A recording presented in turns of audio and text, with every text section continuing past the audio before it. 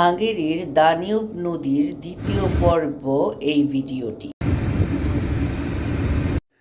আমরা এখন পেস্ট শহরে আছি।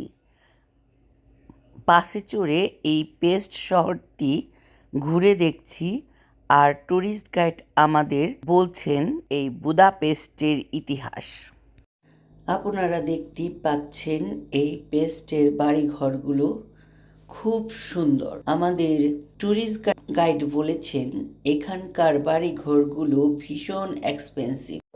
যেমন এখানকার 1 স্কোয়ার মিটার বাড়ির দাম 13,000 ইউরো।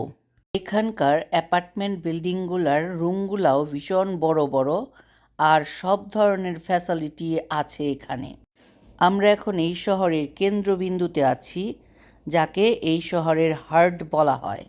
আমাদের বাম পাশে আছে জুইস টাউন।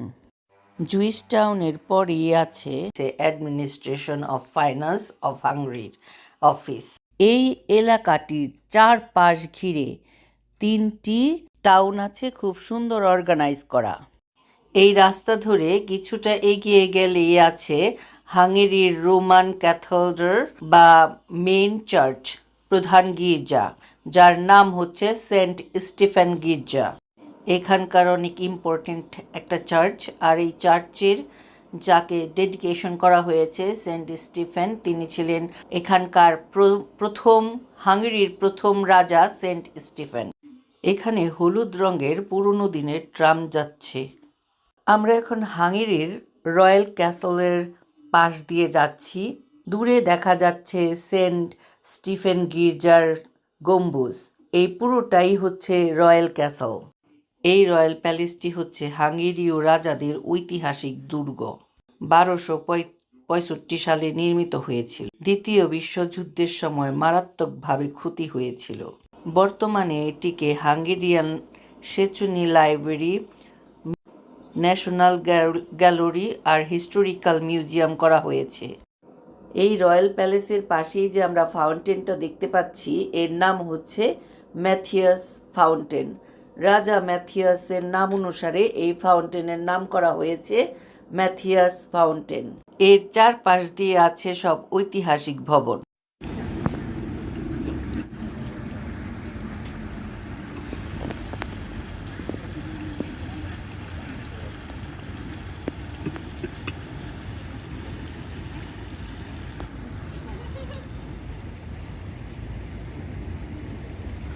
শহরের ভেতরে এই হার্ড রক ক্যাফেটা হচ্ছে আমাদের মিটিং পয়েন্ট। এই গির্জাটি হচ্ছে এখানকার মেইন প্যারিশ চার্চ, যার নাম হচ্ছে ব্লেসড ভার্জিন মেরি। আমরা এখন যে স্থানে আছি, এখান থেকে 2-1 ঘন্টার পথের মধ্যে ইউক্রেনিয়ান দেশ, যেখানে যুদ্ধ চলছে। এটি সেই সেন্ট স্টিফেন ক্যাথেড্রাল, বুদাপেস্টের মেইন চার্চ। এখানকার বিল্ডিংগুলো সবই একরকম দেখতে, ডিজাইন করা, সব কিছুই অ্যালাইন। ছাদগুলোও সমান, রাস্তাগুলো সমান, গলি সবই একরকম। খুব সুন্দর একটা সিস্টেমের মধ্যে আছে। আর রেনেসাঁর যুগে এই সমস্ত বাড়ি ঘরগুলো নির্মাণ করা হয়েছে। আমরা এখন শহরটি ঘুরতে ঘুরতে সামনে একটি অনেক সুন্দর বিল্ডিং দেখতে পাচ্ছি, হলুদ রঙের। আর এই বিল্ডিংটি হচ্ছে সিঙ্গিং হাউস, অপেরা হাউস। এই স্থানগুলোতে আছে থিয়েটার, অপেরা হাউস। আমাদের ট্যুরিস্ট গাইড বলেছেন যে এখানে তিনি বাস করেন না, কারণ এক্সপেন্সিভ, কিন্তু একদিন তিনি এইখানে বাস করবেন। আমরা এখন যে জায়গাটি ক্রস করতেছি, এটি হচ্ছে মেইন স্ট্রিট। এই জায়গাটিতে প্রচণ্ড ভিড় হয়, প্রচণ্ড ট্রাফিক জ্যাম হয়, আর এই জায়গাটিতেই আর এখানে মোস্ট কমার্শিয়াল ও মোস্ট লাইফ খুঁজে পাওয়া যায়, এন্টারটেইন পাওয়া যায়। হিরো স্কোয়ারটা কেন্দ্রে অবস্থিত বলে এবং গোলাকার বলে আমরা আবার ঘুরে ফিরে সেই হিরো স্কোয়ারের কাছে চলে এসেছি। বিল্ডিং, এখানকার জীবনযাত্রা দেখতে দেখতে শুনতে শুনতে আবার সেই হিরো স্কোয়ারে চলে এসেছি। আর এখন যে আমরা গার্ডেনটি দেখতে পাচ্ছি, আমি হিরো স্কোয়ারের ভিডিওতে বলেছি এটা হচ্ছে লিবারেশন পার্ক, আর এটি ইউনেস্কো হেরিটেজ সাইট হিসেবে মনোনীত করা হয়েছে এই পার্কটিতে। এখানে যে বিল্ডিংগুলো দেখা যাচ্ছে, এখানে Margaret Thatcher, president Clinton, Harry Kissinger, Sylvester কোলোনা এই দেশে আসলে উনারা এখানেই থাকতেন। এখান থেকে কিছুটা এগিয়ে গেলেই সামনে আমাদের বাঁদিকে পড়ে চিড়িয়াখানা, বুদাপেস্টের চিড়িয়াখানা। এখন যে জায়গাটিতে আছি, এখানে এই বিরাট বড় জায়গাটি হচ্ছে সার্কাস। এরপরই এখানে আছে ডাক্তার স্পেশালিস্টদের এরিয়া। এখানে গাইনোকোলজিস্ট, আর্থাইটিক্স পেইন সব ধরনের চিকিৎসা এই জায়গাগুলোতে করা হয়। এখানে যে বাবলের মতো ছাদগুলা দেখা যাচ্ছে, সেই জায়গাটাও হচ্ছে একটা জুর আরেকটি অংশ। এখান দিয়ে যখন যাচ্ছিলাম তখন দেখলাম যে আমাদের বাম পাশে আছে সাউথ কোরিয়ান এম্বাসি, আর ডান দিকে আছে ফ্রান্স, সৌদি আরব আর রাশিয়ার এম্বাসি। ঠিক এখানে থেকেই দেখা যাচ্ছে যে সামনে এক্সট্রা কিছু রেলিং দেয়া আছে। যখন ইউক্রেনিয়ানের যুদ্ধ শুরু হয়েছিল তখন এখানটায় রেলিং দেয়া হয়েছিল বিকজ অফ ওয়ার। তো আমরা এখন সেই ইউক্রেনিয়ান দেশের খুব কাছাকাছি আছি। হাঙ্গেরি দেশের বিখ্যাত মিউজিশিয়ান, কম্পোজার, পিয়ানিস্ট ফ্রান্সিস্টা সামনের এই যে দেখা যাচ্ছে যে ইয়েলো বিল্ডিং, এখানেই তিনি বসবাস করতেন। এই জায়গাটির নিকনেম হচ্ছে সেকেন্ড হলিউড।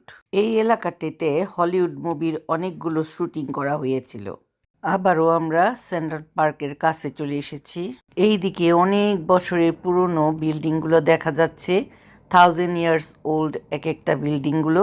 এটি হচ্ছে একটা কমার্শিয়াল এরিয়া। এখানে অনেক ধরনের দোকানপাট, ব্র্যান্ড নেমের সব দোকানপাট, 5 স্টার, 3 স্টার, 4 স্টার সব ধরনের হোটেল সমস্ত কিছু এখানে আছে। আর এখানকার ট্রামগুলোও এখানে একটু নতুন ধরনের। এলাকাটি হচ্ছে জুইস টাউন, আর এইখানে 3টা সিনাগগ আছে। আর এই 3টা সিনাগগের মধ্যে এই যে আমরা দেখতে পাচ্ছি গম্বুজলা টুইন টাওয়ারের মতো দুই পাশে 2টা গম্বুজ, এটা হচ্ছে মেন সিনাগগ। কালো রঙের মধ্যে সোনালি কালারের গম্বুজ দুটি অনেক দূর থেকেই আমাদের দৃষ্টি আকর্ষণ করেছিল। জুইস টাউন সিটি, আপনি পেস্টের যেখানেই যাবেন সেখানেই 1800-এর বাড়িঘর দেখতে পাবেন। এই পাশটিতে 1000 বছরের কোনো বাড়িঘর নাই। শুধুমাত্র আমাদের ডান পাশে একটি গির্জা আছে, কুমারী মারিয়ার গির্জা। সেই গির্জার বয়স হয়েছে 1000 বছর। আমরা এখন এই বিকেলের দিকে পেস্ট শহর থেকে বোদা শহরের দিকে ফিরে যাচ্ছি। আমরা এখন আবারও সেই রিভার সাইডে চলে আসলাম। আবারও সেই চেন ব্রিজ দিয়ে আমরা এখন বোদা শহরে যাব। এইখানে আমরা এখন ব্রিজে উঠে গেলাম, সেই চেন ব্রিজ। এখান থেকে আমরা এখন রওনা হলাম। আর আগেই বলেছি এই দানিউব নদী আর তার দুপাশের যত বিল্ডিং, যত সুন্দর সুন্দর মনুমেন্ট সবকিছুই ইউনেস্কো ওয়ার্ল্ড হেরিটেজ সাইট হিসেবে মনোনীত করা হয়েছে। দূরে থেকেই দেখা যাচ্ছিল সেই লিবার্টি মনুমেন্টটি। একটি মহিলা একটি তালপাতা ধরে আছে। মূর্তিটি বিজয় ও সাফল্যের প্রতীক, আর তার নিচের দুটি মূর্তি প্রগতি আর মন্দের প্রতিনিধিত্ব করে। ওই দূরে দেখা যাচ্ছে জেলার্ড হিল। হাঙ্গেরির প্রথম ধর্ম প্রচারক সাধু জেলার্ডের নামেই এই হিলের নামকরণ করা হয়েছে। তিনি এখানে বিদ্রোহের সময় পৌতলিকদের হাতে নিহত হয়েছিলেন। উনার স্ট্যাচুও এই হিলের মাঝখানে আপনারা দেখেছেন। এমনভাবে স্ট্যাচুটি দাঁড়িয়ে আছে যেন তিনি এই পুরো সিটিটাকে রক্ষা করছেন। ইতিহাসে এই পাহাড়টির গুরুত্বপূর্ণ ভূমিকার কারণে এটিকে ইউনেস্কো ওয়ার্ল্ড হেরিটেজ সাইট হিসেবে নির্বাচন করা হয়েছে। এই জেরাল্ড হিলের উপর দাঁড়িয়ে এই বুদাপেস্টের সুন্দর প্যানোরামিক ভিউ দেখা যায়। আজ সারাদিন পুরো বুদাপেস্ট সিটিটা ঘুরে দেখছি। হাঙ্গেরির ক্যাপিটাল সিটি বুদাপেস্ট, এর ঐতিহ্য, এর সংস্কৃতি, অনেক বিষয় আমাদের ট্যুরিস্ট গাইড আমাদের বলেছিলেন।